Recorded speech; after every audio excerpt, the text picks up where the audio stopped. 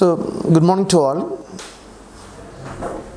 For the KAS main examination, the question pattern will be almost similar to the main examination of UPSC civil service pattern. But most probably, the questions will be in and around the Kerala environmental issues. So, you concentrate the entire topics in main examination based upon Kerala. And of course, some of the science and technology issue, you can go for national level or to the international level. Okay. Again, for the short span of time, what I am planning is that we will discuss certain questions connecting with the environment that occurred in 2020 in Kerala. Okay. The first question what I am posing to you is a very common news in the newspaper. Recently, a pregnant elephant in Kerala died, you read in the paper, due to treacherous use of a food bomb by the locals. So even though it's a local news that even attracted the IUCN, as you know that one of the major conservation strategy in the global scale, International Union of Conservation of Nature and Natural Resources. In that juncture, the question is very relevant. Okay, what happened? As you know that many elephants are killed every year in India, since their traveling path cross those of human settlements or human area. But the image of a mortality wounded animal standing impassively in a river in Palakkad as life ebbed out remain in our minds. Whether the booby-trapped pineapple that looked the life of the elephant was intended for elephant or other animal matters little. Because such a tramp litter the troubled landscapes that surrounds forests across the country. But this can do a little to mitigate the large issue of lost range and the blocked corridor of these wandering, majestic, gigantic animals. What does the incident remind us? The tragic fate that occurred to this creature is a reminder of the rising human-animal conflict. Here, elephant-human conflict. These conflicts are now only designed to grow as commercial pressures eat into already diminished habitats. India has approximately 30,000 elephants, but no strong science imbues the policy that encourages soft landscapes and the migrating passages that will reduce the conflicts. It is the lack of scientific culture and the readiness to spare the forested lands from commercial exploitation. What are the causes of man-animal conflicts? In modern times, the rapid urbanization and industrialization have led to the diversion of forest lands to non-forested purposes. As a result, the wildlife habitat is shrinking. See the point. Urbanization or industrialization leads to fragmentation or degradation of forests. For the non-forest purposes, leads to reduction in the habitat of wild animals. Clear? The second point is again expansion of road or rail network throughout the forest range that also resulted in animal getting killed or injured in accidents on the roadside or along the railway track. Commonly we are reading the paper. And third point is increasing population has also led to many human settlements coming near to the peripheries of wildlife habitats or the protected area. Similarly, the encroachment in the forest land by the native local people for cultivation or collection of products for their livelihood, etc. Therefore, increasing the pressure on the limited resources in the forest. So that may be another reason. So the points are urbanization and industrialization, expansion of road and railway network. Number 3, the increasing human population leads to encroachment into the protected areas. So that may be the reason. Then again, what are the reason for the conflicts? Why there is a conflict between elephant and man? Number 1, shrinkage in the range of habitats or the feeding ground for the elephants. As you know that elephant is a gigantic animal move across the areas during grazing. When such a landscape is declining due to the commercial plantation or due to any other reason, leads to the conflict. Okay, but the point is shrinkage in the elephant habitat. Number 2, in the absence of the soft landscape. When I put the word soft landscape, that means elephants normally prefer grazing land. So if the grazing land is lost, they normally move to the human settlement area where they will damage or eat the croplands in the area. For example, a recent study in Karnataka revealed that 60% of elephant human conflicts occurred in the area outside the protected areas. See the point here, 60% of the component occurring outside the protected area. In Kerala, such a movement along the human dominant landscape routinely leads to conflicts. Number 3, the politicians in the state opposed the report of Madhava Gadgil because he designed the entire Western Ghats as ecologically sensitive area. So that again leading to the component called a conflict, because the fundamental philosophical disagreement and a vision of lush landscape as just a resource to be exploited, the animals have little chance of escaping deadly conflict. So some of the reason for the man-animal conflict here. How we can prevent that one?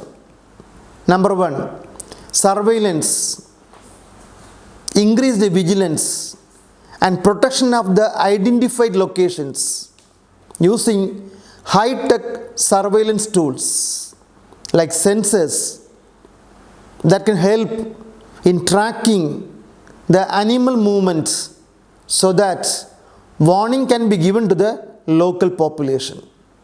So that's one of the preventive measures you can suggest.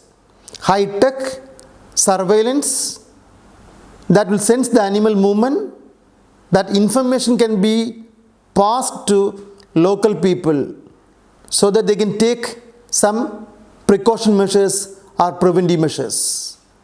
Secondly, improve the in situ, ex situ conservation strategies. Wherever there are protected area, take more care so that the animals never move out of the conservation centers. The second point you can suggest. Third is relocating the habitat or settlement area very near to such protected areas so that the animal never migrate to the long distance human settlement area. That's another way you can suggest. And fourth is give awareness program to the local people or educate them and say about the issues regarding the conservation, regarding the movement of animal, etc. So such awareness can give much positive results in conserving the animal as well as the human settlements. So that's the fourth major point you can suggest. And fifth is provide training to the officials or forest guard, including the local people, regarding what are the measures to be taken when such animal move into the human areas. Number 6, make boundary wall using solar fences so that sensitize the area to prevent the entry of animals. But remember that the passage of current should be nominal so that the animal deviate from the area. Number 7, provide technical and the financial support for building the infrastructure or supporting facility for the program. Number 8, provide ample crop insurance to the local people from the destruction to the land caused by the animals. Number 9, partly a social responsibility on the shoulder of corporate or the people, especially in the corridor of the animal movements. Or you can go for building eco bridges that prevent the human animal conflict. These are the way in which you can go for minimize the issue caused by human animal in the wild habitats. Okay, but these are the way in which you can put the answers. Okay, but see the question. A recent report stating that elephant was killed by booby bomb. So what is the issue there? Point number 1. Why the issue there? What are the conflicts of the issue? What are the measures you can take to minimize such human-animal conflict? This is the way you are to suppose to write the answers. Hope the answer is clear. Okay, so point number 1, highlight the issue. Number 2, reason for the issue. Number 3, how you can avoid the issues in terms of suggestion. This is the way in which you have to write the entire main examination for the oncoming KAS. Okay, clear? See the second question here. As per the recent Lancet study, is a caption news in the Hindu paper, Lancet study, 1 out of every 8 deaths in India is attributable to air pollution. See the point. The recent Lancet study revealing that 1 out of every 8 deaths in India is because of air pollution. Okay. Examine the causes, environmental and health impacts of increasing or rising air pollution in India? So that's another way of question. Okay, see how we are going to answer the question. As per the India State Level Disaster Burden Initiative, see the point? In India, State Level Disease Burden Initiative, air pollution is considered as the second largest risk factor contributing to disease burden in India after malnutrition. Okay, so the prime factor in India, death is because of underutilized food, malnutrition. Second major cause is air pollution.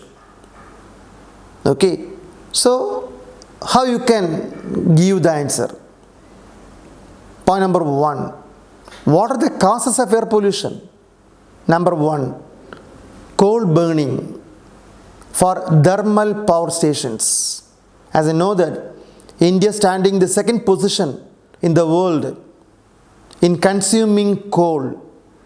Whenever you are using coal for energy generation, it liberates large amount of pollutants. Secondly, there are many industrial emissions across the country. Number 3, construction activity and brick kilns, KILNS, that again leading to pollution. Transport vehicle and diesel, especially the old transport vehicle and diesel engines, generators, road dust, residential commercial biomass burning, indoor smoke through animal waste fuels or firewood, especially northern part of India. Still the firewood is the main way of cooking. Number 8, poor management of waste, or we go for waste burning. Number 8, again in the agriculture states like Rajasthan, Haryana, UP, they are burning their straw, or what we commonly call stubble burning. These are the major reason leads to air pollution.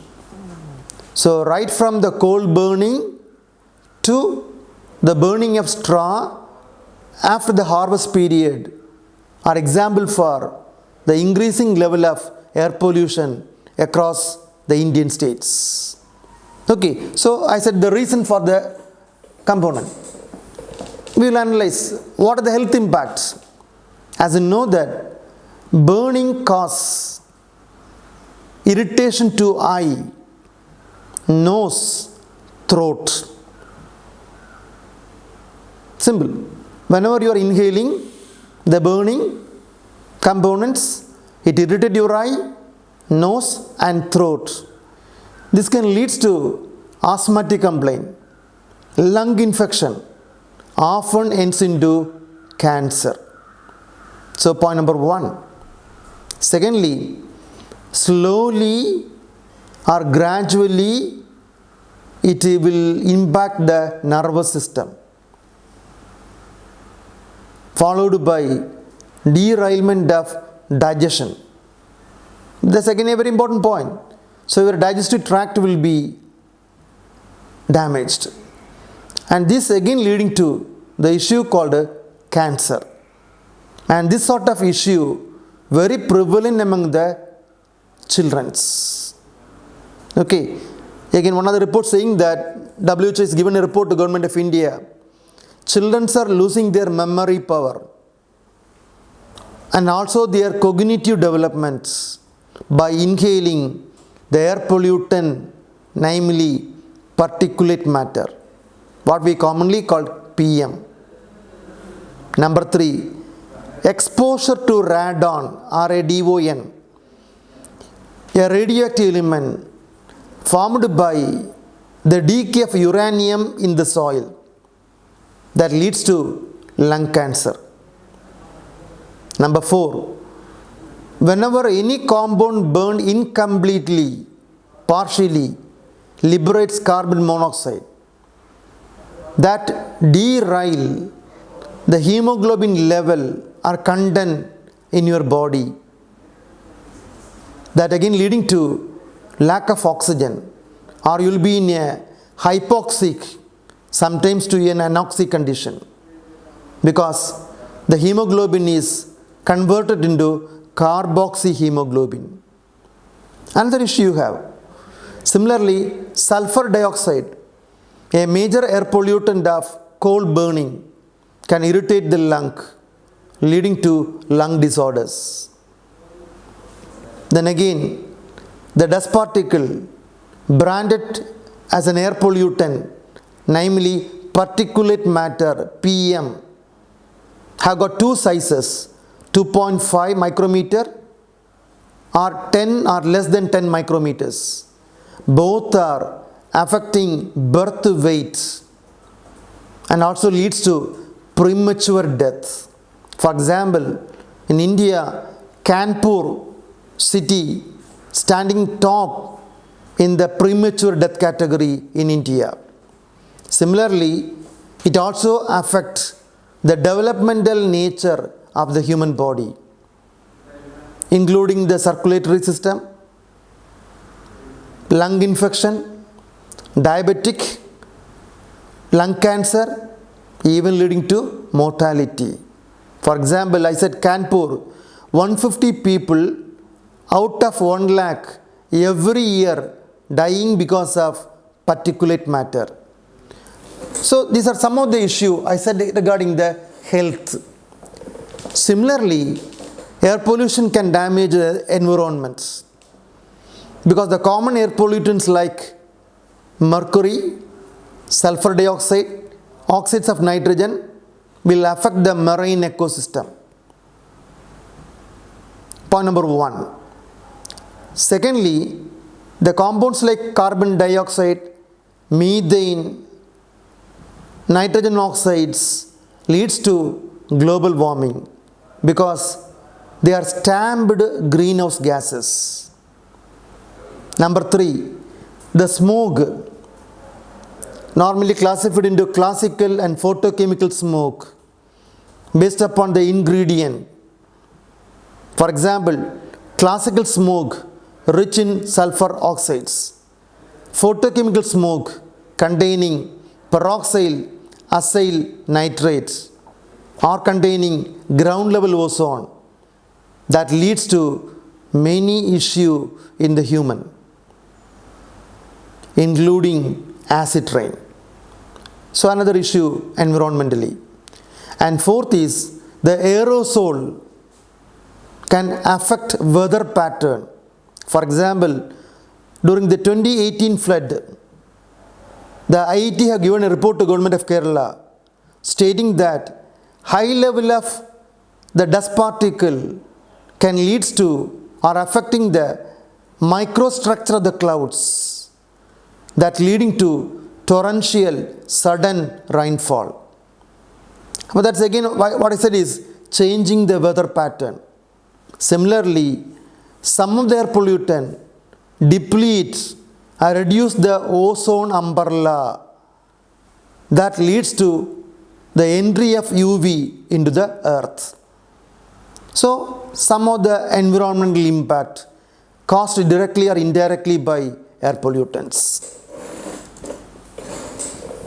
Then what are the initiatives taken by Government of India or the concerned state governments? One is, we got number of acts or regulation or policies. For example, number 1, the Air Prevention Control Act 1981, that addressed the air pollution. Second one, National Ambient Air Quality Standards for each industry proposed or declared by Government of India. Number 3, NAQI, National Air Quality Index. Number 4, clean gaseous fuel like your CNG, LPG, etc.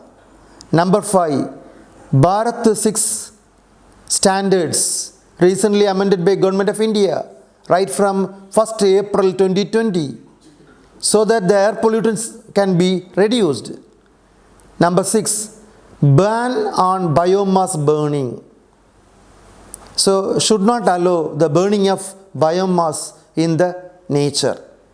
Number 8, promote continuous online monitoring device, especially towards metropolitan part of the world or cities. Number 9, regulate the air pollutant burning of crackers. That's why this year we made the Deepavali, Green Deepavali. One of the example. Number 10, recently in New Delhi, they implemented Graded Response Action Plan. See the word Graded Response Action Plan. By removing the old even cost system that leads to reduction in the air pollutant. So there's another suggestion you can give to the government of India. Similarly, you can also connect the air pollution minimizing in a multi-sectoral approach. So that means all the industry should be warned, should not release the effluent into the air. Number 2, a robust system to implement existing clean air policies. Okay, so make the existing policies strict vigilance. Again, the third point, you can use the climate change fund for mitigating or managing the climate. And fourthly, prioritize the public transporting system, including or favoring electrical mobility vehicles, so that the pollutants released by diesel petrol car can be minimized. Similarly, again you can put another point, dust pollution and waste disposal can be minimized. Similarly, detailed emission inventories should be made by using the high-tech technologies in monitoring the air pollution. Then lastly, National Clean Air Program should be made stringent across the Indian states. So these are the additional suggestions you can give to the government of India for maintaining or monitoring the air pollutants. Thus, the answer is completed. Now, see the point here, what the report states, what the reason for the reports, what the impacts caused to the human and the environment, what is the existing rules advocating the same. Last point, what the suggestion you can provide additionally to Government of India or concerned state governments to minimize the air pollution. Thereby, we can reduce the death average occurring in our country. So that's the way. Clear? See the question number 3. So connecting with the previous question, because one of the major air pollutant recorded due to the unscientific burning of straw after the harvest period. So it is very commonly called stubble burning. Okay, so I posing the question, identify the issue related with the stubble burning. Mention how an effective policy planning can convert the crisis of stubble burning into an opportunity or income generation. See, the question is very, very interesting. So one is you are minimizing the burning of stubble. Secondly, you are going to make some byproduct from the stubble.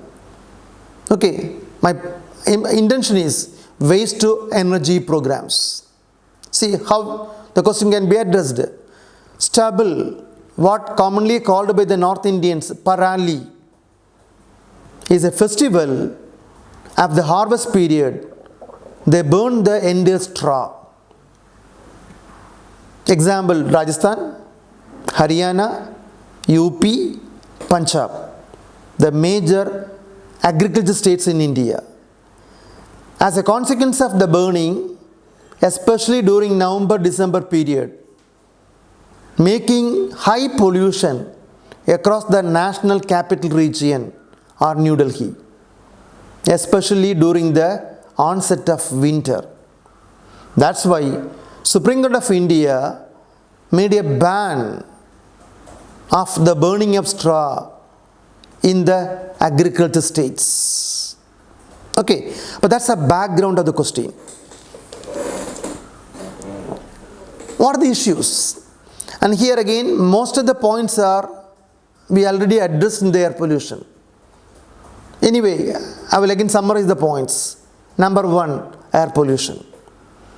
Because once you burn the straw, it produces carbon monoxide, carbon dioxide, similarly it forms methane, volatile organic compound or hydrocarbon, and even sometimes it releases the carcinogenic polycyclic aromatic hydrocarbon. So what is commonly called PAH, because many insecticide or pesticide residue get released due to burning.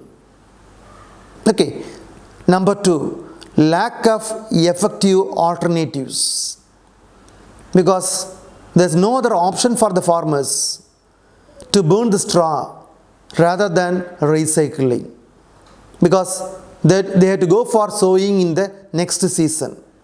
The time span is short, so they normally remove the waste by burning. Number 3, lack of mechanization. For example, in Punjab, they designed a farm equipment called by the term happy seeders.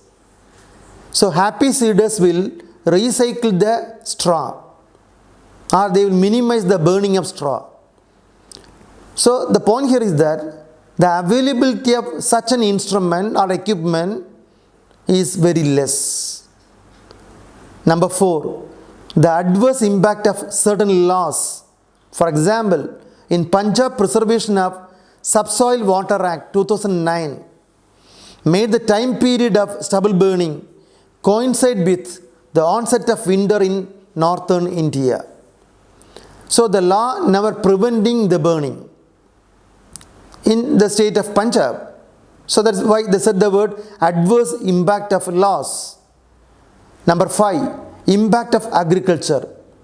Burning of husk on the ground destroy the nutrients in the soil, because many of the metal or the nutrients available in the soil get volatilized because of the burning, making the soil less fertile. Also, the heat generated by the stubble burning penetrate into the soil, leading to the loss of the soil moisture and the beneficiary bacteria or the fungal partners. That's another issue, impact on your agriculture. So what are the policy you can decide here? One of the policy, go for high grade organic fertilizers rather than inorganic fertilizers. For example, cow dung mixed with natural enzyme enrich the soil. Okay, see the point. Cow dung mixed with natural enzymes enrich the soil. For example, in Chhattisgarh, they declared this as a model called by the term Gaudans, G-A-U-T-H-A-N-S, Gaudans. So what they done is dedicated 5-acre plots for every village. So each village has got 5 acres of land for recycling the straw or the stubble. Okay, so they will collect the stubble or the straw from the village donated by them and convert them into inorganic fertilizer by mixing with the cow dung plus the natural enzymes. So recycling the straw into fertilizer, organic fertilizer, and parallelly they are generating job for the local people. So employment opportunity, and they branded the program by the term governance. Such a program can be monopolized across the Indian states, thereby which we can prevent not only the burning of straw, but also you can go for income generation. Secondly, an USA-based company start generating electricity from straw. See the point. A New Generation Power International, an USA-based company, proposed a program called Generation of 1000 megawatt biomass energy from Punjab to address the stubble burning. And they are going to set out 200 such power plants, each with a capacity of 5 megawatts, so that the straw is recycled into electricity. See, you are converting the waste into energy program. This is another initiative you can recommend. Either converting straw into fertilizer or converting straw into energy, electricity. So both can minimize the stubble burning or the pollution caused by burning of straw. Okay, but this is a very effective program visualized by the local population of Chhattisgarh, similarly Punjab. Or I have placed another word, happy saddler is an equipment that will recycle the straw. Okay, there also you are minimizing the burning of straw. Such a program can be recommended across Indian agriculture states, thereby minimizing stubble burning. Okay, that's the point. So what is stubble burning? Where it is accounted? What are the issues caused by the stubble burning? What are the positive measurement you can suggest to the concerned authorities? That's the answer for third question. Okay, see the fourth one. Again, this is something very different angle the question is. You know that the word climate change. Normally we used to say that global warming long-term impact is known as climate change. Okay, so climate change is invariably affecting not only the life of human being but also the environment. Okay, and the question here I posed is discuss the socio-economic impact of climate change in India. So the question is a very different angle. Socio-economic impact of climate change. Okay, see how we can introduce the topic. As you know that as per the Paris Summit or declaration, the maximum temperature can be raised by the country in the limit of 2 degrees centigrade, preferably 1.5 degrees centigrade, as per the Intergovernmental Panel on Climate Change reports. Okay, see the second component here, World Meteorological Organization, WMO, recently underlined how extreme weather impacting Indian states, including the severe flood in Kerala, occurred in 3 consecutive years, right from 2018, 2019, 2020. So, leading to the economic loss more than 4.3 billion per annum. Okay, again, the rainfall in Kerala in August is 96% above the mean average of the country. So that's the introduction of the topic socio-economic impact. Slightly I point out the background of the question. What are the impacts you can address here? Point number 1. This will lead to reduced water quantity. See, you analyze the 2018-2019 flood in Kerala. We got enough rainfall as a consequence of torrential rainfall, but during February, March, April, Kerala heated by drought, heated by heat waves. So that means the entire water after the rainfall leached out, even not percolating into the water table. That's why I said the point, the reduced water quantity, because the entire water flowing or leaching into the sea. Point number 1. Secondly, small farmers feel the effect more than rich farmers. See the point here. Small farmers feel the effect more. Climate change is poised to make matters worse for farmers through a shift in climate and agriculture zones, changes in the production pattern due to high temperature, and more extreme and changing precipitation pattern, all of which will threaten the crop. Because small farmers primarily depending rainwater for agriculture, and their crop is very sensitized to climate. But that's the second point. Small farmers will be more affected rather than big farmers.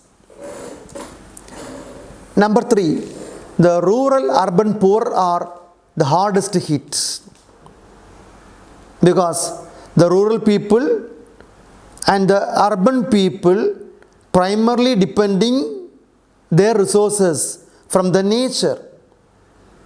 As a consequence of climate change, the nature is changed. So indirectly affecting primary, secondary resources available in the nature, because there may be a flood or a drought. So their job security, agriculture, collection of firewood, everything will be affected. So but this is the third point. Fourth, unequal capacity for the adaptation. See the point here, unequal capacity for adaptation. Developing countries who did not significantly contribute to the amount of greenhouse gases in the atmosphere now are at an even greater disadvantage when it comes to dealing with the effect of climate change. Because what are the climate change we notice currently is caused by developed countries rather than developing countries. Okay, and now the developed country boycotting from the climate change manifesto. For example, America quitted the Paris Summit, Saudi Arabia quitted, Russia quitted, Canada quitted. So in such an issue, the more impact is on the shoulder of developing country due to climate change. But that's the fourth point you can address. Number 5, public fund that would have originally been used for education. Now we are spending the money more for building sea wall, preventing sea erosion. So the fund is redirected to disaster managements. Okay, but that's another issue you have. Then again see, as a consequence of climate change, the most vulnerable population in the country are children, followed by aged people, then women category. These are the 3 categories highly affected by the climate change: children, women, and the elderly people, because they are more sensitive to such issues like high temperature, or I can put the word heat waves, or if there is a high cold, again they are affected. Malnutrition workers, increased strain, increased job security, all these are affecting the people severely. Then again, many communities are shifting from disaster prone area to safer zone. For example, the people of many people from West Bengal, Bihar now migrating to Kerala, because they believe that Kerala is comparatively safer. So shifting of people occur. So this is indirectly affecting the economy of the state, because we have to give abode or support to these people. So reallocation of communities.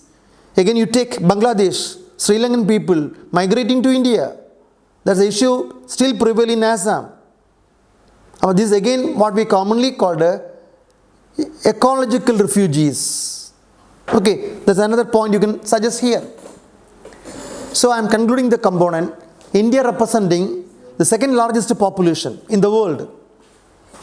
Again, Government of India already launched the National Action Plan on Climate Change. Okay, that includes National Mission on Sustainable Habitats, National Mission for Agriculture, National Solar Mission. All this shifting from the adaptation mitigation of climate change. India also committed that nationally determined contribution of Paris climate meets to track the change in climates. So the problem can be addressed. Okay, so what is the socio-economic impact? What are the people more prone to the effects? How you can mitigate such a socio-economic impact occurred in the country as a consequence of climate change? There's another way of question. Socio-economic impact of climate change. The fourth one. See another question, again a very interesting question. Carbon tax. You might read in the paper that carbon tax. My question here is carbon tax regressive in nature? So the question is, what is not carbon tax? The question here is carbon tax regressive in nature? Give reason to justify your answer. Okay. As usual, how you can introduce the topic? Define the word carbon tax. A levy or a tax imposed on burning of carbon-based fuels, which may be coal or the oil or gas, for reducing and eventually eliminating the classical fossil fuels, whose combustion is destabilizing or degrading or destroying the climate. Okay, so that's what we commonly call a carbon tax. A tax on burning of carbon-based fuels. And the objective here is that to minimize the consumption of fossilized fuels. Okay, see another point also you can say here. It is a powerful monetary disincentive that motivates transition to clean energy across the country. Because if you're consuming such a fossilized product, you are supposed to pay a tax. So indirectly make you an option of non-fossilized fuel products or clean energy movements, so that the pollution in the air can be minimized. Okay, but that's the background of the terminology carbon tax regressive. Then the core of the answer. What I am suggesting in my view is that carbon tax as non-regressive. Is it regressive? That's the question. I am saying that it is non-regressive. And I am substantiating the point. Number one, skewed consumption pattern. See, the point number one is skewed consumption pattern. India's carbon emission recently were more than 3 times its level in 1990. So that means for the last 30 years, the emission rate in India is tremendously high, 3 times more than previous years. With the emission have increased sharply, the distribution across income group is extremely skewed.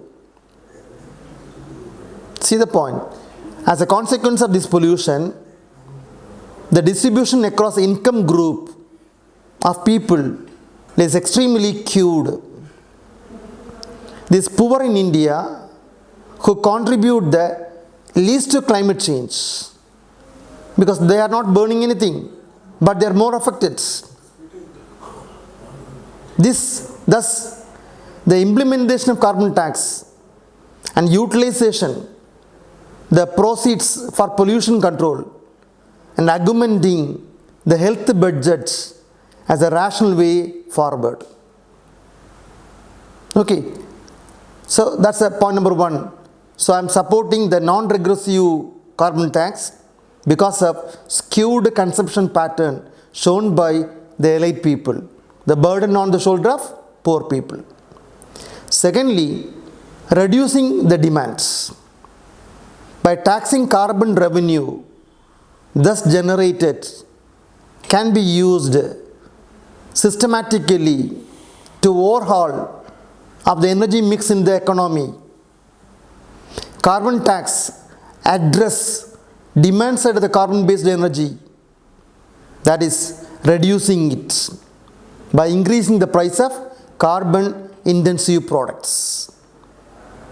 So when the carbon intensive product price is elevated, the demand is normally reduced. But that's the second point you can address. Point number 3, health cost of pollution. By reducing carbon emission through such a tax are immense health benefits.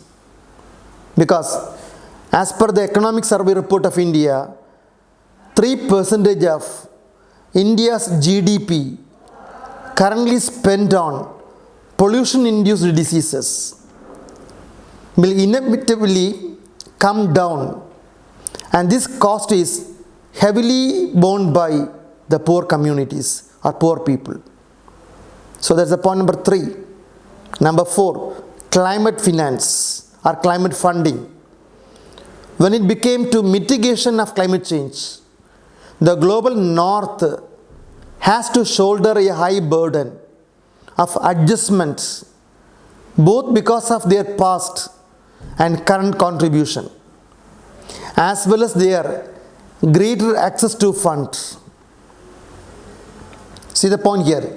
When I put the word climate finance, which means when it comes to mitigation of climate change, the global north part of the world has to shoulder a high burden of adjustments, both because of their past and current contribution, as well as their greater access to fund. Carbon tax in this nation can help to fund climate financing, thus ensuring climate justice and equality and equity. 4th point. 5th is provide subsidizing renewable energy sources. Through cross-subsidization from carbon tax can help in dealing with climate change by promoting solar energy, wind energy, hybrid energy by clubbing solar and wind, clean biofuel, etc. So you are giving subsidizing renewable energy resources because you are charging carbon tax for the traditional fossil fuels. The 5th point you can suggest. So I am concluding the component here. Carbon tax apparently gives the impression of being a regressive tax. However, by implementing it in conjunction with broader health energy policy, it can help in redistribution and helping poor to ward off the negative impact of climate change or global warming. Again, this is a goal under the Paris Agreement to strengthen the global response against the climate change by keeping the global temperature well below 2 degrees centigrade, above the pre-industrial levels. Okay, but that's the answer of the question. For me, according to me, the carbon tax is non-regressive because it offers multiple benefits to the common man. Okay, you can put it the other way, regressive, then you substantiate. Why it is regressive? Here I am putting the point, as per the global status quo, carbon tax is non-regressive. So I am substantiating the non-regressive statement by using the 5 major points. Okay, so that's the answer. So again, another very recent question, landslides. Keralites never forget the word landslides. 2018, 2019, 2020, this year, you might read in the paper the Radon landslides is more than just a natural phenomenon. Because previously landslide is rare. But here, year after year, repetitively we got landslide. Discuss the statement. Suggest the way to mitigate the disaster. Very good question. Because 3 years in Kerala visualized the landslide. So what are the reason for the landslide? How you can reduce such landslides? Okay, when I put the word landslide as definition, all varieties of mass movements on the hill slopes can be defined as downward and outward movement of slope from material composed of rock, soil, artificial fields, combination of all along the surface of separation by falling, sliding and flowing either slowly or quickly from one place to another is denoted by the word landslides. Okay, so simply the mass movement of material, downward and outward movement comprising anything across, rock, soil, artificial material, anything across, occur slowly or very quickly from one place to another is called by the term landslide. Okay, so that's the way in which the word was defined here. Landslide may be natural or artificial. What are the natural causes? One is geological weak material. When I put the word geological weak material, weakness in the composition and structure of rock or the soil may cause landslides. Okay, so that means every year or day the rock and soil loosening out. So that may be the reason. Second is torrential, sudden, intense rainfall. Because it's not a monsoon. The rainfall is as a consequence of depression in the Bay of Bengal or anywhere. So that's why I use the word sudden, torrential, short span of rainfall can lead to landslide. Third is the earthquake. The different topographic or the geological setting can lead to the natural earthquake. And fourth is volcano eruptions. Deposition of loose volcanic ashes on the hillside accelerated the erosion and intense rainfall triggered the same.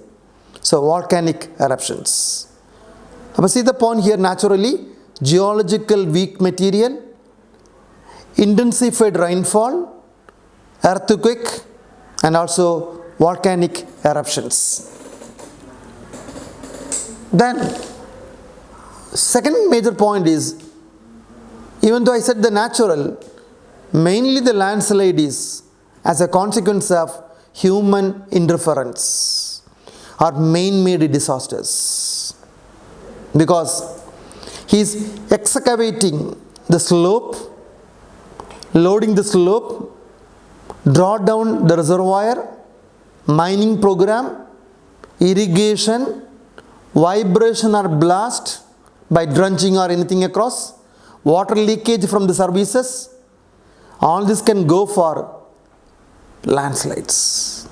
Okay, so my point is, man-made landslide is more common than natural landslides because man is upsetting or causing imbalancing the ecosystem by drenching or irrigation or mining, stone quarrying. So getting water by irrigating the subsoil or to the deeper soil. All this can lead to man-made issues. Other factors are again, intense deforestation can lead to landslide. Similarly, construction of human settlements in sensitive area can lead to landslide. What happened in Idiki this year is construction of human settlement in leading to the landslide. Then third, road or communication line along the mountain area, again leading to landslide. Building with a weak foundation. So the foundation is very weak. A small change in the landscape can lead to landslide. Buried pipelines for oil or water can lead to landslide. Lack of understanding landslide hazards, lack of warning system can intensify the landslides. And these are the major reasons for landslide occur in India. So the points are either natural or man-made or other factors. So the point number 2 is over. What are the reasons for the landslide? Then possible risk reduction measures. How you can reduce the landslide? One is modify the land use pattern or practices. Okay, see the word. So remodify the land use practices, what we are doing currently. So that means go for afforestation with the suitable species, especially in the upper slopes of the mountain. Okay, so you start afforestation program with the ideal plants in the mountain area or slope, because such a plant can withhold or they can resist or slow down the landslide. That's point number 1. Number 2, whenever you go for construction of road or irrigation canal, never block the natural drainage. So the point is, scientifically go for construction without blocking the natural drainage system. Number 3, don't recommend settlement area in high risk zone probable to landslides. Or you can go for re-allowed the settlements away from such sensitive areas. Or you can go for no construction policy across the ecologically sensitive zones. That's the point number 1, land use pattern. Number 2, retaining wall. This can be made to stop or slow down the slipping of material from the mountain to downward. Okay, so whenever there is a landslide, water occurring in the mountain top slipping down. So you can make some wall by scientifically that minimize the landslide intensity in the area. Number 3, surface drainage control works. Implement to control the movement of landslide accompanied by infiltration of rainwater and spring flows. Okay, so that means you design the work for making effective surface drainage programs. Number 4, increase the vegetation cover in the area wherever there is a possibility of landslide, that minimize soil erosion. So that's another way, increasing the vegetation cover or plant cover or tree cover with a suitable crop which has to hold the water as well as the soil from erosion. Number 5, promote insurance. So whenever a common man lost the house or the settlement, provide adequate insurance from the natural hazards. That also you can recommend. So the conclusion is that increasing human interference with the nature leads to natural disasters. However, as per the 2005 Natural Disaster Response Force under the Disaster Management Act conducted several rescue operations across the country by providing funding, providing armed force, central parliamentary force, communication, air or through other assets. Similarly, increasing the awareness program among the people to reduce the natural calamities by organizing preparedness campaign so that to a level best you can reduce the intensity of landslides. Okay, that's the answer. What is landslide? What are the issues leading to the landslide? How you can minimize landslides? Okay, so another possible question. Okay, see the question number 8. That's again an issue in Kerala. We became model for the entire country in the sense that Kerala Precedent setting zero waste action plan. You might read in the paper that Kerala now going for zero waste action plan. So that means waste free state. So often we feel that the notion strikes impossible task because a tremendous flow of plastic waste choking the river bodies, including the marine area. Number 2, the waste dumped directly into the water bodies. Number 3, the toxic fumes emitted from the mass usage of incinerator. See, I put some example. That's why many of us feel that the task is impossible to produce a waste-free state. But we achieved the task. Okay, and again, another very interesting point in Kerala is that the lifestyle as global consumers comparing any other states. So that's the 4th point. Feeling that zero waste action plan in Kerala is not an easy task. Okay, we'll see how we achieved. As we know that every country like India needs the potential for a clean, healthy environment.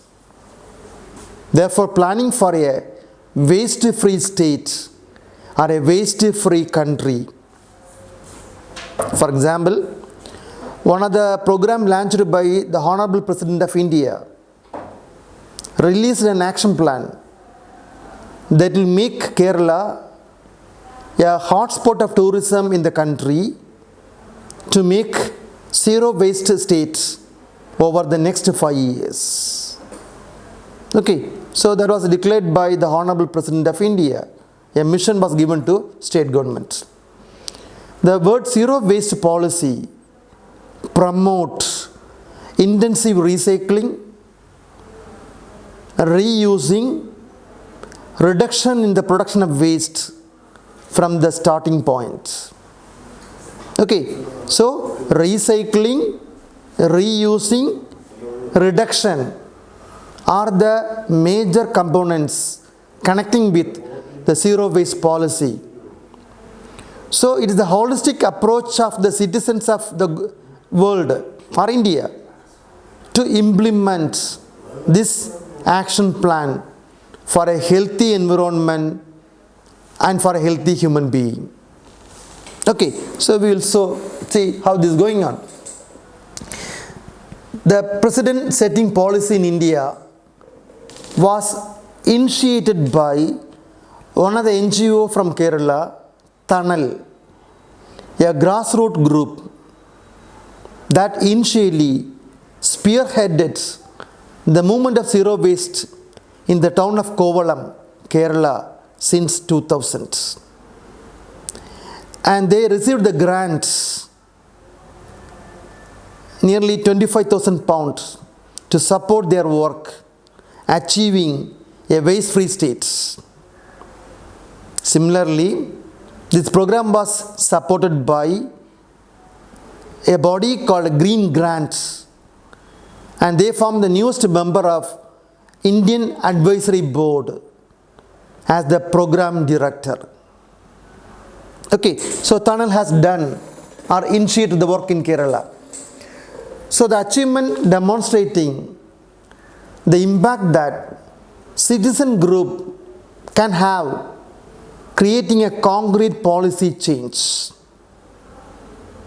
That is, with the involvement of community and collaborating with the government advisory panel like Total Sanitation Mission, Clean Kerala Mission, can achieve the zero waste plan. Tunnel provided a voluntary basis, recommendation for policy formulation, and co-drafted the final action plan. As you know that tourism is heavy in Kerala comparing any other states. In southern part of India, Kerala became a hotspot right from 1980 till now.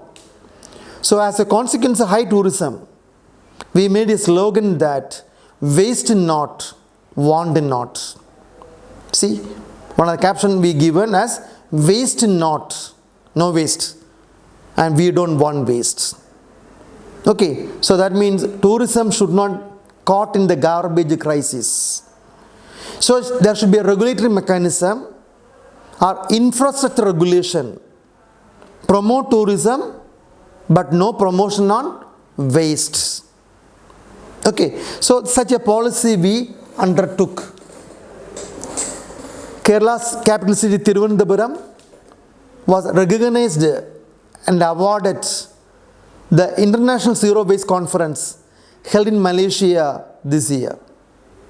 Apart from Thiruvananthapuram, Chennai, the Indian city, also became zero waste city in the International Zero Waste Group recently. The Zero Waste Strategy refers zero waste is the conversion of all resources by means of responsible production.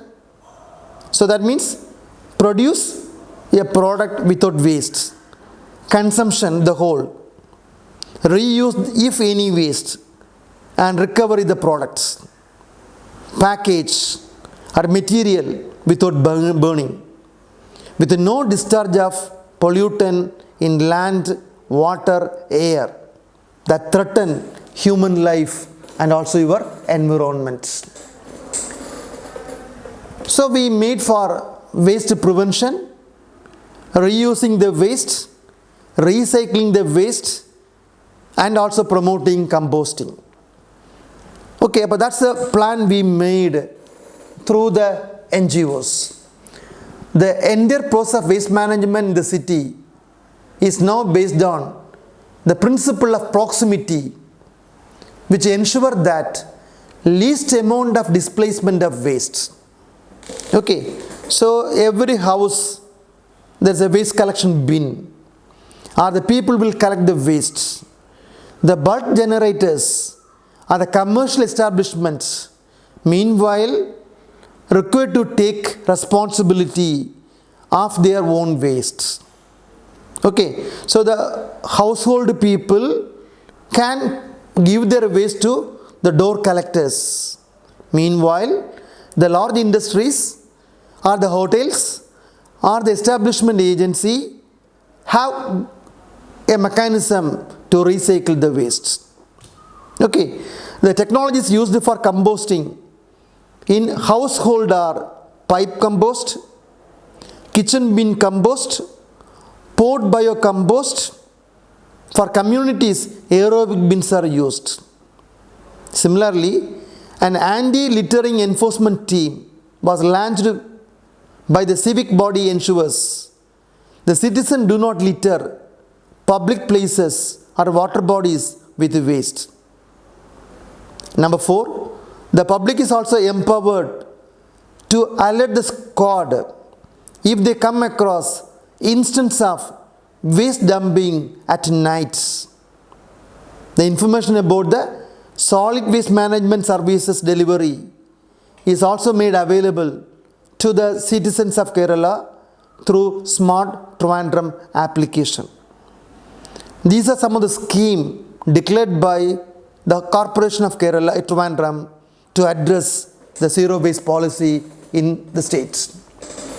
Then again, Government of Kerala implemented Green Protocol. As you know the word Green Protocol, no waste during the program or during the official programs. It sets measures when implemented resulted in significant reduction of waste.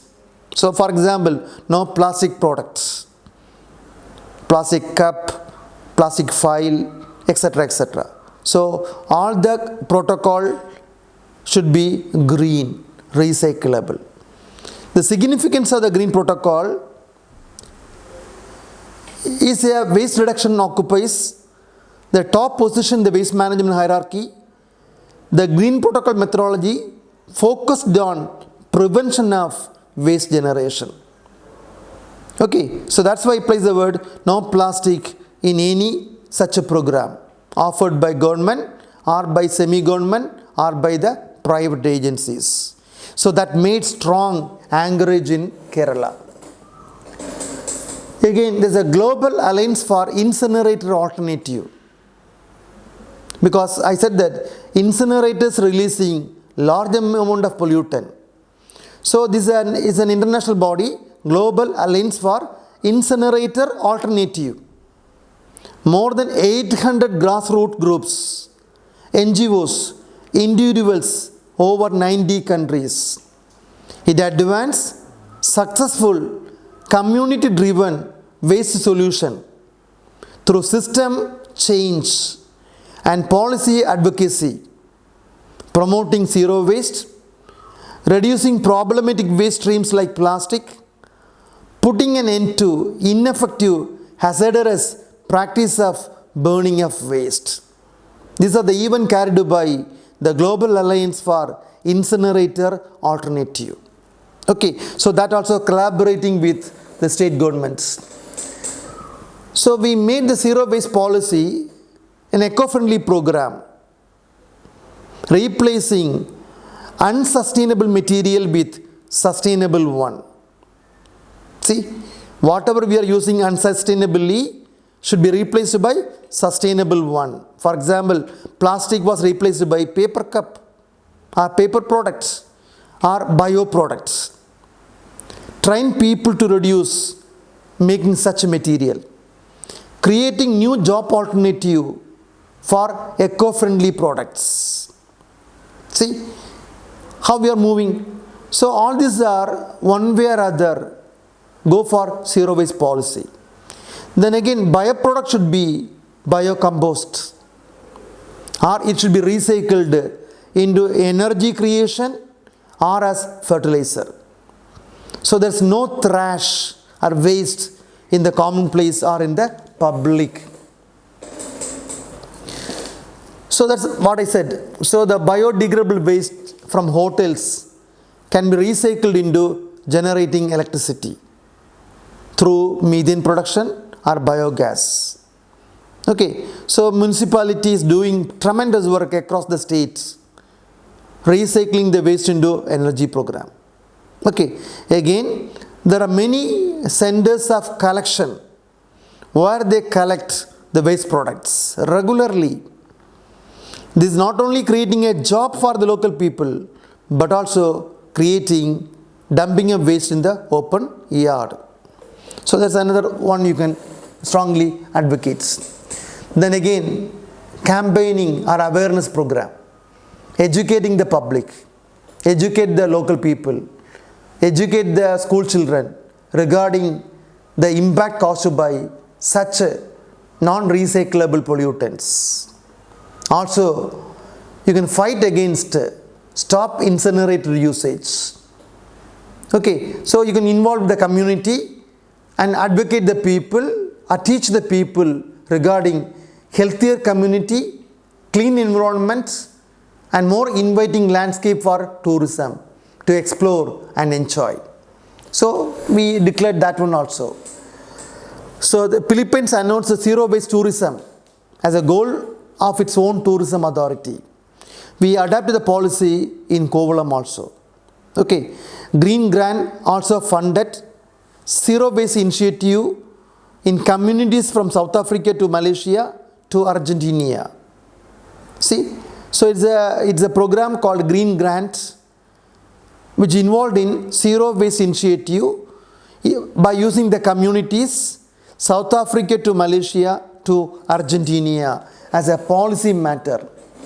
So this is a body, Global Green Grant Fund. They will provide clean solution to environment harm and social injustice. Every day, our global network of people on the front line and donors come together to support communities, protecting their life and also the planets. Okay, so this is a way in which the NGO doing the activity, Global Green Grant Fund. So that's the way of achievement of Green Kerala through Zero Waste Action Plan. And we succeeded by implementing the program in Trivandrum, including the tourism area called Kovalam. Okay, that's the way. So see another question, again connecting with the zero waste policy. Plastic pollution has become an epidemic. Like our corona, it became an epidemic. Otherwise pandemic, here it is epidemic. Such as the action plan can fulfill, say no to plastic.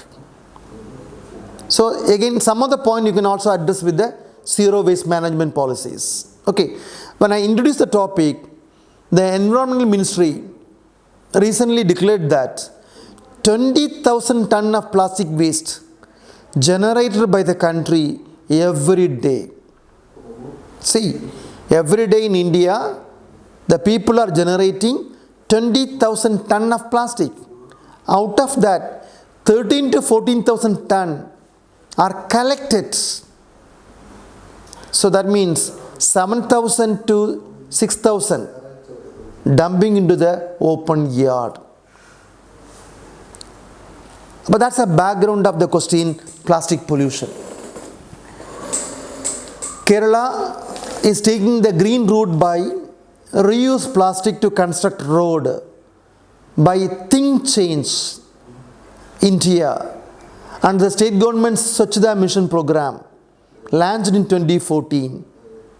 And we made a road of 246 kilometers of road till date using 9,700 tons of non-recyclable plastic waste. Similarly, again we made a 500-meter road, a polymerized road, plastic road in Rajagiri College in Kerala. So all these are substantiating the positive movement carried by Kerala through recycling the plastic. See the quantity, 9,700 ton. So that's again very interesting. Again, as you know that the Kudumbashree movement in Kerala regularly collecting door to door the waste. And again, including the recyclable and plastic waste. And there are 418 recovery or resource recovery facility in the states. See, Kudumbashree regularly collecting the waste, probably once in every fortnight. Again, Kerala government has launched 418 resource recovery facilities. Similarly, we got a Harida Karma Sena, what we commonly call green warriors. So they are collecting, segregating the waste, plastic. Then there is a upcycle plastic by making beautiful bag or clutches through some tech spark companies. See the word tech spark company. They are doing the even recycling the plastic into beautiful bag and ornamentals as an initiative program or new initiative program carried by the companies like Tech Spark. So that's another one we are carrying in Kerala. Then what are the issue of plastic?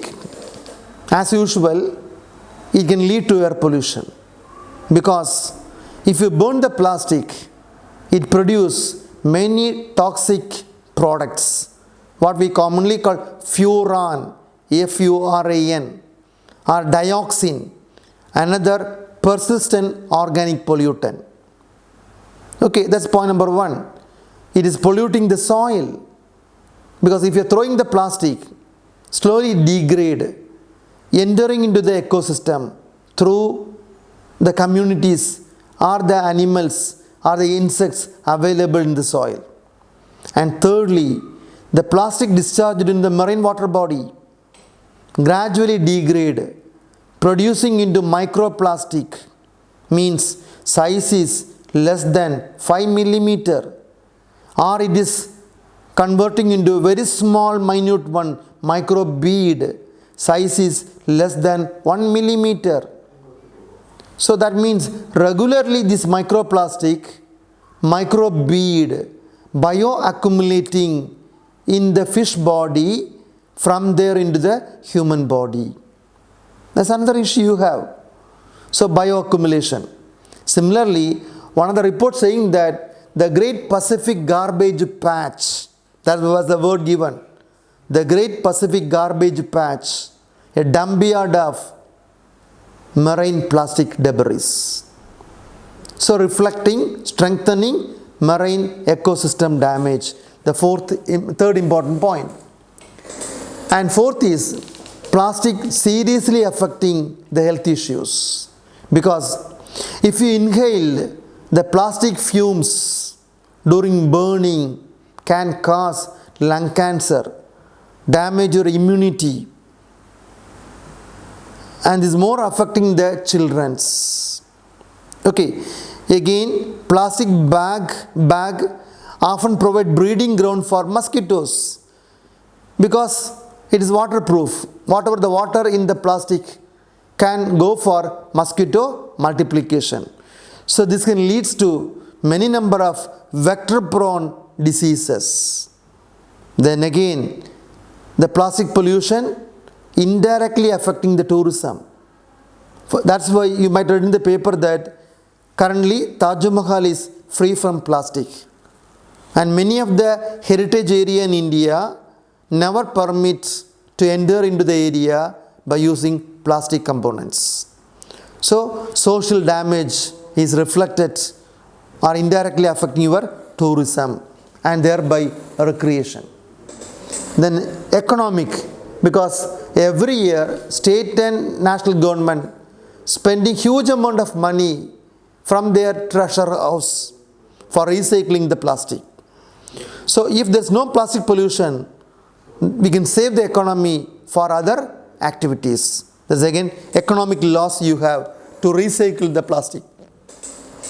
In what are the international bodies support you for recovering from plastic pollution? One is UNEP, United Nations Environmental Program. They launched a scheme called a Global Program of Action, which aim preventing degradation of marine environments from land-based activities.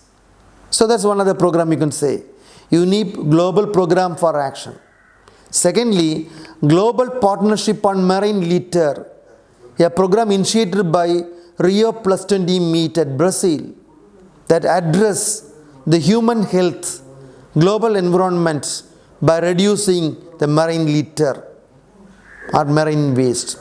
Again, an UN-led Clean Sea campaign encouraging government, public, civil society, private sectors fight against marine plastic litter.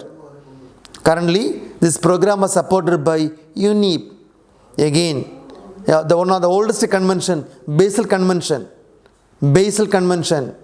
on the control of transboundary movement of hazardous waste and their disposal. That also addressing the plastic, because it is one of the example for hazardous waste. Similarly, Stockholm Convention, which even though addressing persistent organic pollutant, because whenever you are burning plastic, it produces many such components that persist in the nature, cause damage. So indirectly, Stockholm Convention also address POP. Then again, there's another very important term, Honolulu Strategy, HONOLU,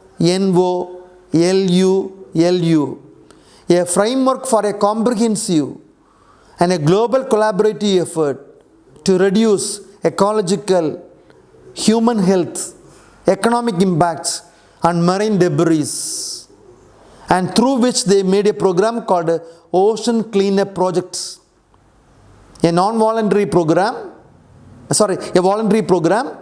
non-profit organization using advanced technology cleaning ocean plastic.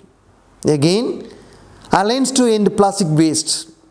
It was initiated and funded in January 2019 to minimize the plastic pollution.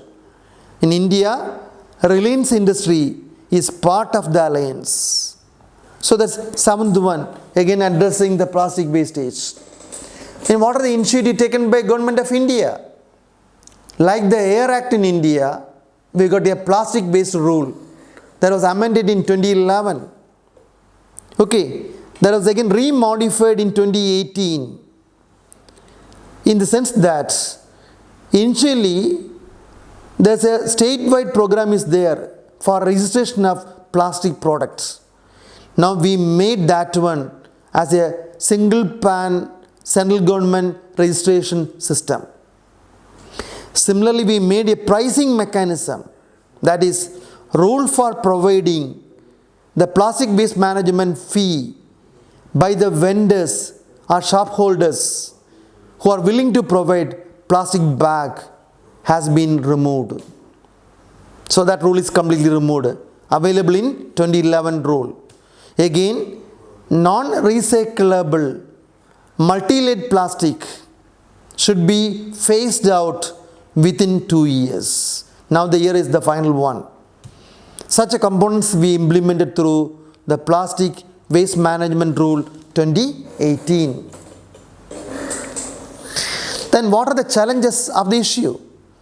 Even though we set the rule and the bodies, it is very, very risk in the sense that not easy to tackle plastic waste because of the ubiquitous transboundary movement of marine plastics. Because even though we ban in Kerala, the Tamil Nadu locals moving into Kerala carrying the plastic. So that's one of the issues there. It's not easy to control transboundary movement of plastic, especially the marine area. Number 2, ineffective waste collection.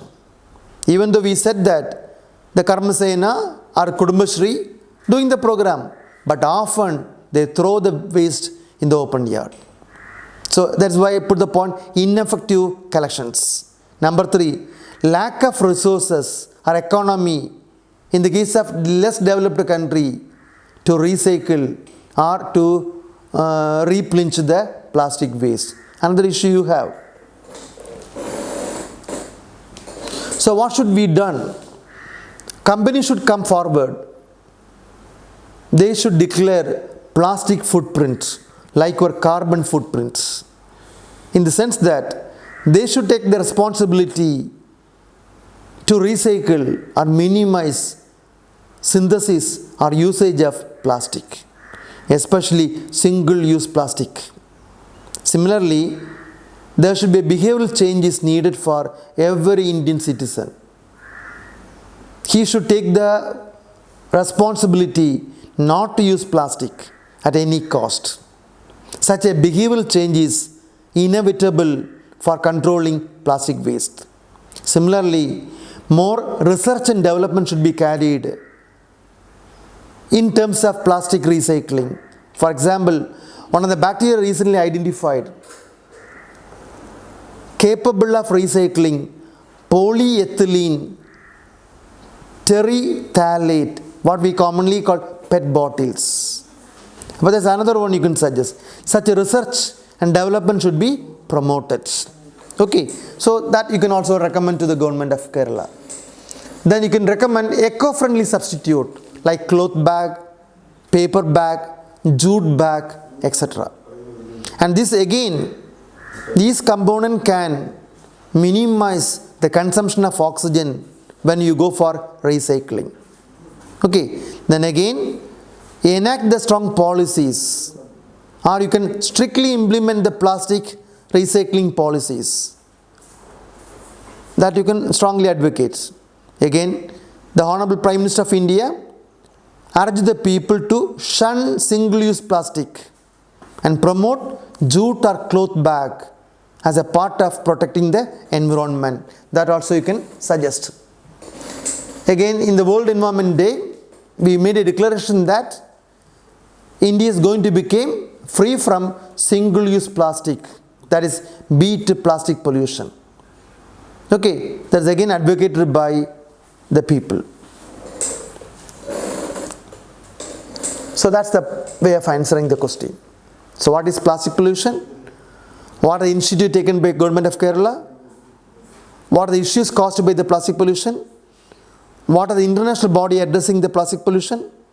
What are the way in which you can go for minimizing plastic pollution? Okay, that's the answer of the question. Plastic pollution, a serious epidemic in India. So there's another word, again very important terminology, climate diplomacy. The word is, we see the word climate diplomacy for India recently popularized. Write an account of that. Okay, but don't write the climate change anything across. You can put that one, but the answer should be centralized around the word climate diplomacy. Okay, see the word.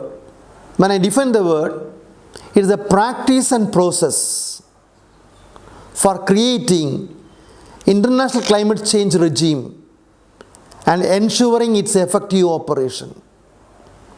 Okay, so it is a protocol or the mechanism addressing or ensuring climate change policies and its effective operation or implementation. So what we commonly call climate diplomacy. Okay, so again, it evolving the scope and complexity as the climate regime shifting its focus to implement and climate risk management. Okay, but climate diplomacy is not an easy program. So you are supposed to implement the program effectively, climate change policies, and how you are going to mitigate or how you are going to manage the climate risk faced by the people or by the different states in India. Significance of the policy. It addresses the climate vulnerability. India, given its emerging power status and high vulnerability to climate impacts, hold a key position in the climate action plan globally. Geographically, ecologically, India is high risk in terms of flooding, drought, extreme heat, and is among the countries most vulnerable to the impact of climate change. So the climate diplomacy is in need for climate vulnerability occurring in India. Secondly, the climate diplomacy providing opportunity for India to become a responsible player to address climate action. Okay, thereby emerging economic power. Okay, because India should go for the forefront action plan. Thereby, in future, India is going to emerge as an economic power. See here, historically, the greenhouse emission responsible for climate change. So the current emission is steeping rise or steeping up. So definitely in the coming years the climate is going to change again tremendously.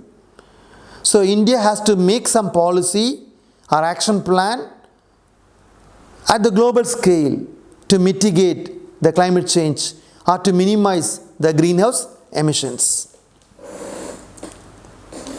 Economic and political gain. India also has the potential to gain economic and political gain from some of the measures that are being developed to mitigate climate change, such as sustainable energy production. One example, climate policy can also be placed in the context of a wider shift in Indian foreign policy towards more active global engagement. For example, the strategic gain. India has a greater potential to gain the leverage and promote its global strategic interest through climate governance. Again, India is a responsible player in Indo-Pacific region. India being climate vulnerable country, a key player in Indian Pacific region, is well poised to launch climate diplomacy in this region. Similarly, enhancing its sphere of influence through cooperation from support from development. Another very important factor is food security. Climate resilient agriculture can push India through bilateral or multilateral dialogues, because no crop can survive in flooded area. No crop can survive in heat wave area. So India has to go for climate resilient agriculture. The crop can withstand the change of climates and you can produce something. So that's what we commonly call climate resilient agriculture. Then again, India can influence trade, economic engagement in climate supporting technology. For example, renewable energy sector as a global trade market, thereby which India can economically and politically make gains. Point number 3. So what are the action plan carried by India? See the point here, India has used the climate policies to gain the leverage. It has sought to incorporate the geostrategic usage of climate change into a wider shift in its foreign policy. For example, India spearheading the International Solar Alliance. India designed the program and 121 countries are member of the International Solar Alliance, thereby which we made more investments in solar energy. That may be a future alternative to the traditional fossil fuel. So we changing the policy towards climate diplomacy by promoting such renewable energy resources. In COP21 in Paris 2015, India accepted the 1.5 degree target rates through intended nationally determined contribution. Similarly, the UNEP Emission Gap Report 2019, India is among the few countries ready to track the meeting their Paris commits. Okay, but that also substantiating your component. Then what are the NDC declared by India? When I put the word NDC, Indian International nationally determined contribution, intended nationally determined contribution. Okay, INDC, intended nationally determined contribution. What India suggested? Number 1, reducing the emission rate intensity 33 to 35% by 2030 from 2005 level. One of the declaration we given. So that means before 2030, another 10 years for India to reduce the emission to a level called 33 to 35%. We boldly declared that one. Then secondly, India going to boost out the clean energy mechanism from the resources by 2030. See, that's another important declaration. India going to boost out renewable energy sector more tremendously, or I put the word clean energy mechanism, by 2030. So India going to opt more investment, energy generation from renewable energy sector like solar, wind, etc. And thirdly, India going to sink what we commonly call carbon sequestration program. 2.5 to 3 billion ton of carbon dioxide we are going to trap through promoting green cover or tree cover or forest cover by 2030. These are the 3 declarations India submitted before the UN body as India's nationally determined contributions. Okay, so that again India targeting before 2030. So the climate diplomacy is very unique, going to address the future climate change, and India going to take action plan for achieving the task of reducing the global temperature to the component called 2 degree maximal through such innovative program India planning. That's the word climate diplomacy refers. See, there's another question. Discuss the challenges associated with the pollution due to thermal power plants. Okay, all these are currently happening in India. What are the major thermal power plant pollution? What are the suggestions you can give to control the same? Okay, see the background of the question. Pollution due to thermal power plants. So wherever there is a thermal power plant in India, that denoting the largest emitter of mercury. Secondly, promoting air pollution, both from point source, means pollution from one site, or pollution from non-point source during transportation. Second component. Thirdly, water pollution, the effluents discharged by thermal power plant as pollutant directly into the water body without any recycling. And fourthly, it gradually degrades the soil or the lands. Then fourthly, the sound created by the thermal power plants or the constructive program can lead to noise pollution. See, mercury liberation, air polluting from point and non-point source. When I put the word point source, from a point, non-point source means transportation across the area, water pollution, land degradation, noise pollution. So the question is very relevant. So we see how the answer can be given. Challenges associated with the pollution due to thermal power plant. What are the challenges you can? Because you cannot eliminate the thermal power plants, because 50% of the energy resource in India depending directly or indirectly thermal power plants. Okay, so what are the challenges associated with the pollution due to thermal power plants? One is the efficiency of Indian power plants, because most of the Indian power plants are older one with old technology comparing the advanced countries. Okay, well, that's the reason for high rate of pollution caused by the inefficient old coverage thermal power plants. Number 2, pollution control technology. We still follow the old technology. That means lack scientific, technological research environment for improving the technology used currently in the thermal power plants. That again leading to high rate of pollution.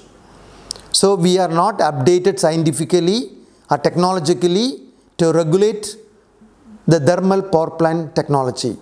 That leads to higher rate of pollution. Second major point. And third is why we are not going for a change. Because the current thermal power plant technology requiring high investments, or we requiring upgradation or new installation policies that's not easily affordable. Number 4, every part of India requiring power because it is a social objective. Without electricity, we cannot imagine their life. So it is not easy to derail thermal power plant from the current scenario.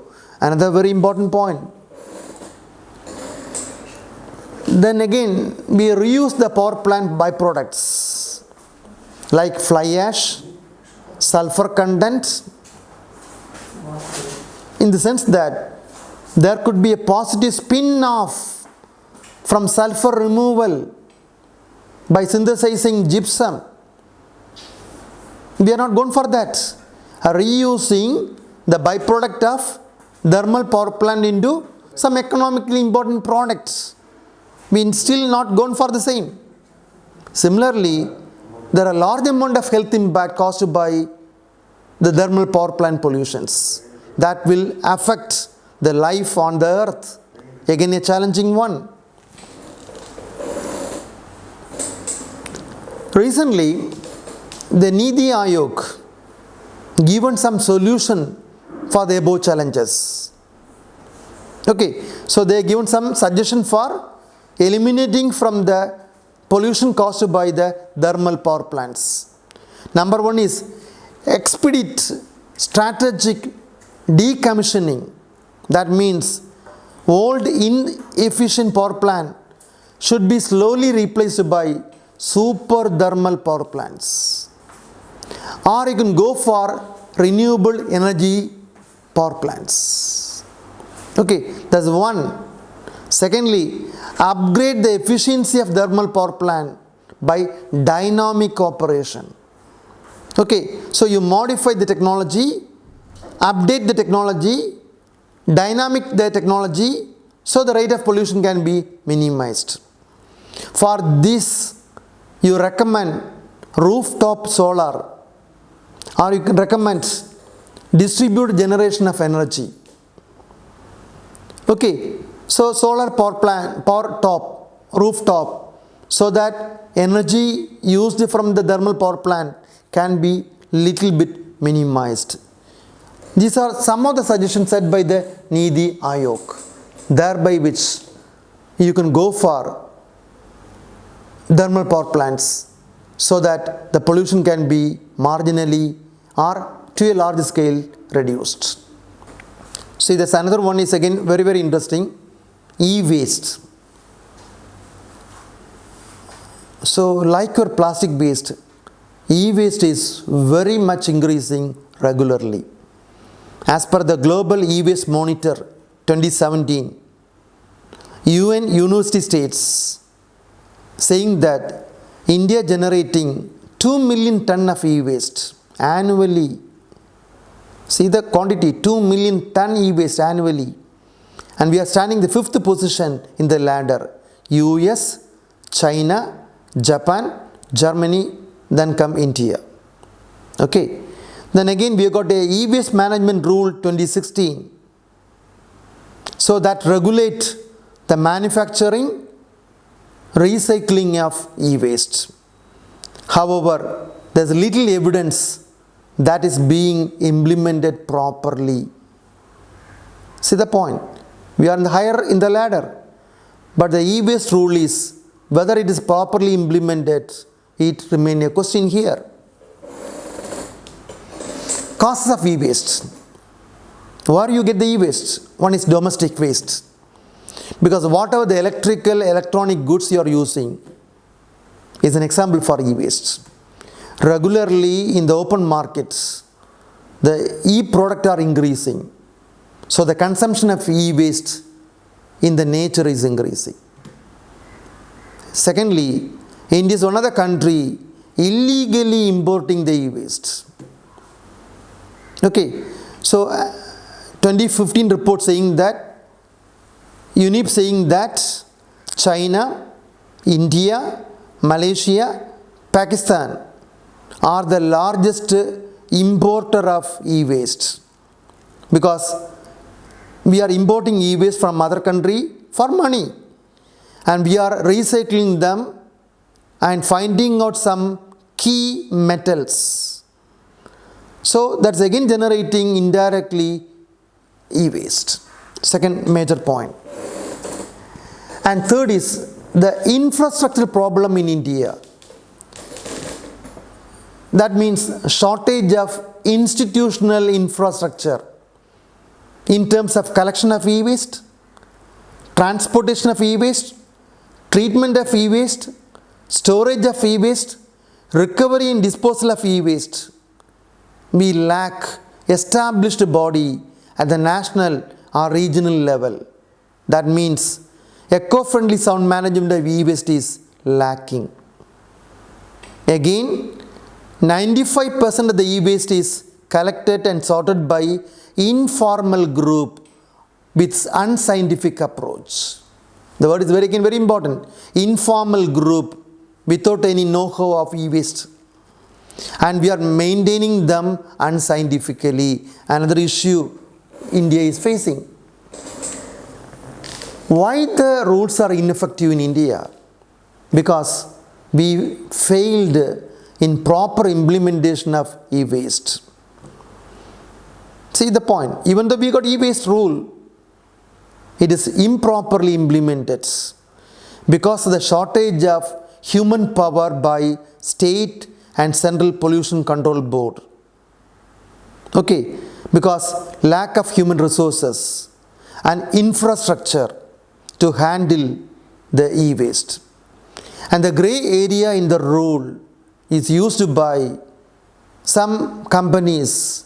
They simply throw the e-waste in the open yard or into the open ground. Okay, so my point is failure of proper implementation of e-waste. Then again, you can also add another point is that there is no proper monitoring system which guarantee regarding the e-waste collection, sorting, recycling. Number two, second major point, lack of awareness. Still people have got no idea what will happen as a consequence of throwing e-waste in the open yard.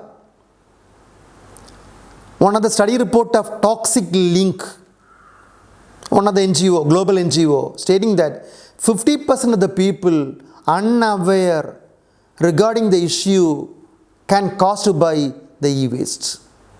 So that reflecting lack of awareness among the people, 50%. Okay, so I am concluding the point. E-waste, when dismantled, disposing unscientific release of powerful toxic gases or particulate matter that pollute the environment, air, water, land. And the e-waste policy in India is not properly implemented and not properly monitored. So that's why regularly e-waste issue sprouting up or increasing. Okay, so that's the answer.